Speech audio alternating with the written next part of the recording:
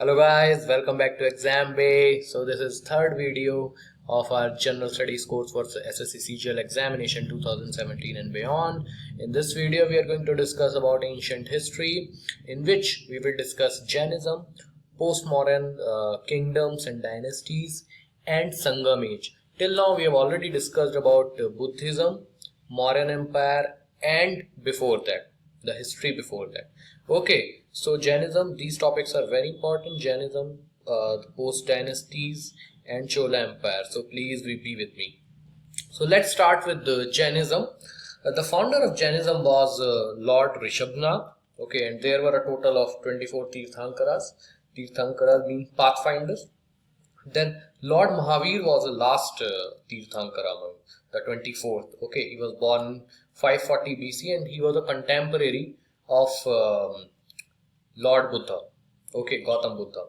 He left home at the age of 30 and wandered for 13 years, 12.5 years in intense meditation and for in search of enlightenment. Okay, he had no comfort and he attained Keval Gyan. Kevalya Gyan or enlightenment. So you have to remember the word Kevalya Gyan at Saltree on river Rijupalika, Jimbikagram. So a question may come in which they can mention Kevalya Gyan. So you should know what is Keval Gyan. Okay, Jimbikagram is the answer. Then he is also known as by some different names like Arihant, Mahavir, Tirthankar. He was one of the Tirthankar. Obviously, Nirgranth and Jinnah. So what is Jinnah? The word Jain is derived from the Sanskrit word Jinnah. Jinnah means conqueror. Okay, so he attained the Keval Gyan. Let's move forward. Mahavir rejected the authority of Vedas like Gautam Buddha. He also rejected the authority of Vedas because remember, Jainism and Buddhism were two alternate religions which were formed when Brahmanism was on the peak, but it was difficult to follow for common people due to its various religious rituals and all. So Jainism and Buddhism both had monastic mindset and they had some common principles. Okay, and both rejected authority of Vedas and Vedic rituals. He also did not believe in the existence of God. He gave the statement, man is the architect of his own destiny, which is very relevant today. Okay, so the main Jain festivals, we're coming on to the main Jain festivals and Mahavir Jayanti. Okay, then Paryushana is very important, Bhadrabahu. Then there's a place, Shravan Bela Gola in Karnataka. Okay, where we have Lord Gomteshwara statue. It is a statue of Jain god Bahubali. This is very important. This may come. Okay, it is a monolithic statue.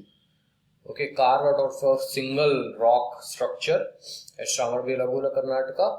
And here, an event is held every 12 years, once in every 12 years, which is Mahamastaka Bisha. Okay, you can log into Google and you can check the videos and images of this event. This is very important event for Jainism. Jain people from all over the world throng to the place when this event happens. Okay, two Jain councils were held. First one was at Patliputra, which is Patna, in 300 BC by Shulbhadra. Okay, so outcome was, you can remember the outcome. Mahavir teaching were compiled in Angas. Then second council at Vallabhi, Gujrat. Gujrat has many shrines, Jain shrines also. Like in Mount Abu, there were some Jain caves and Jain, Chaityas in among Ellora and Ajanta caves. Okay. The outcome was the division of Jains into Digambaras and Swetambara. This is important. Two sects, Digambara and Swetambara. Digambara, they wear no clothes. Okay, more strict code of conduct. They are called as sky clad. That's why they don't wear any clothes. They don't need any clothes. Okay. Then we have Swetambara, white clothes. They can adjust them. So most of the Jains are Swetambara because to follow Digambara is very, very strict. Okay, they have a very strict code of conduct. You can see that they don't wear any clothes. normally. Okay, then Anekantvada or Syadvada. This is the main proponent theory of Jainism, propounded by Lord Mahavir. Okay, most important theory, and it talked about pluralism. That is, nothing is truth. Truth is, there are different versions of truth, and truth and reality are perceived differently from different point of views, from different angles, and from the point of view of different persons. Everybody has his own version of truth, multiplicity of viewpoints. So this is what it tells. And three main principles of Jainism are Ahimsa, okay, non-violence, which is very much understood, Aparigraha, okay, non-possessiveness. You should not possess any property, which is very tough to follow, which is almost impractical to follow. Then Anekantvada, we have already discussed Anekantvada. Okay, there is a mantra, Namokar mantra, and it is the most common and basic prayer in Jainism. Okay, then Doctrines of Jainism, we have 5 in number. You can read that: Ahimsa, Satya, Asteya, don't steal, Aparigraha, and Brhmacharya. Okay, then we are coming on to the Sangam age. In South India, mainly there were 3 kingdoms: Cholas, Cheras, and Pandyas. This is early Sangam age. Okay, up till 300 AD, 250 AD, 300 AD. There was a later Sangam age also, which was more prominent.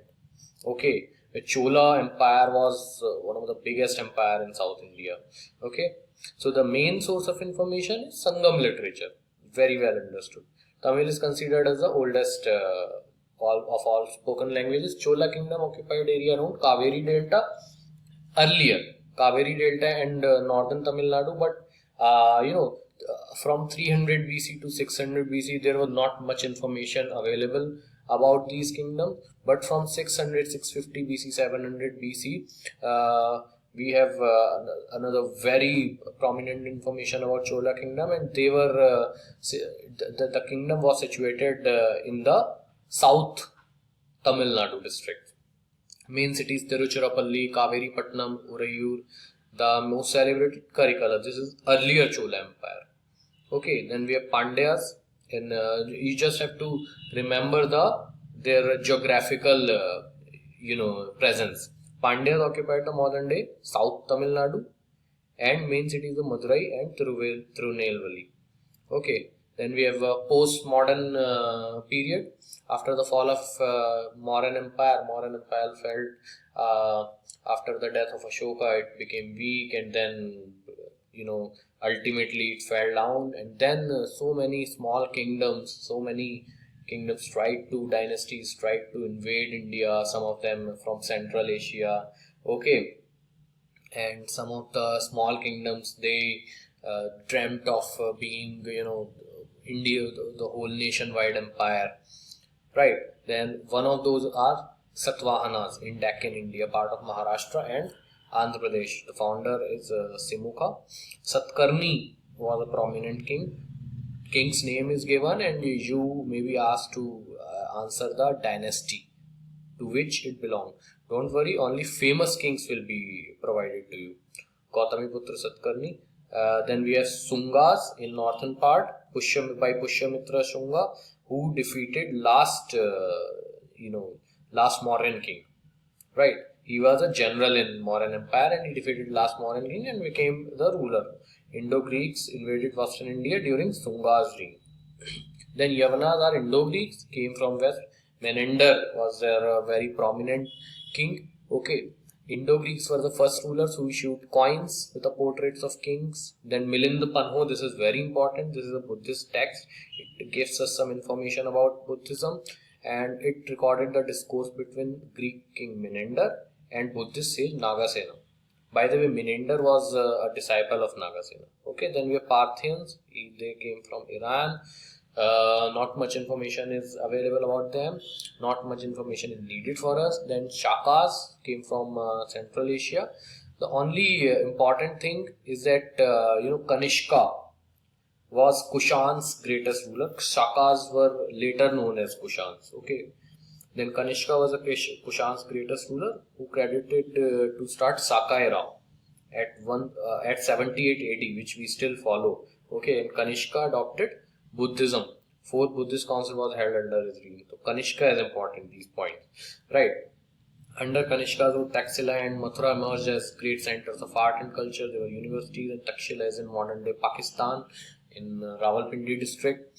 Okay, then Kanishka was a great patron of Buddhism, and Gandhara school of art came in existence during the Shakas and Qurans. So with this we come to the end of the slide. I'm getting queries like how can we get the notes of these slides. See, till now, right now, I have only this source of conveying the information. I'm making notes while I complete the ebook kind of thing. I'm making an ebook.